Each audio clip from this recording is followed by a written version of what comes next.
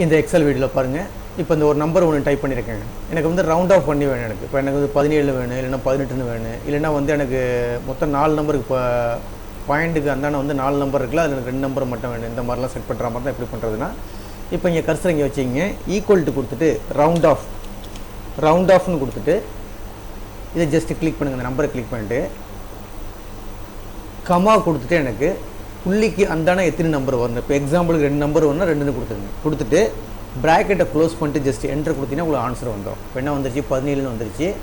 67 இங்கே ஏன் 8 வந்துச்சுன்னா, அதாவது 2வது நம்பருக்கு அடுத்து 3வது நம்பர் 3வது நம்பரில் வந்து அதாவது 5க்கு மேலே இருந்துச்சுன்னா ஒரு நம்பர் இங்கே ஆட் பண்ணிக்கும். அப்படின்னா 68. ஓகேங்களா?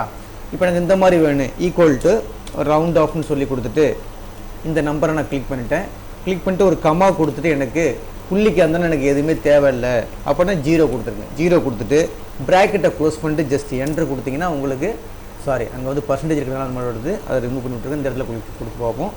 ஈக்குவல் டு ரவுண்ட் ஆஃப் கொடுத்துட்டு ஓப்பன் ப்ராக்கெட்டில் இந்த இதை செல்லை கிளிக் பண்ணிட்டு கமா கொடுத்துட்டு 0 மட்டும் கொடுத்துட்டு ப்ராக்கெட்டை க்ளோஸ் பண்ணிவிடுங்க.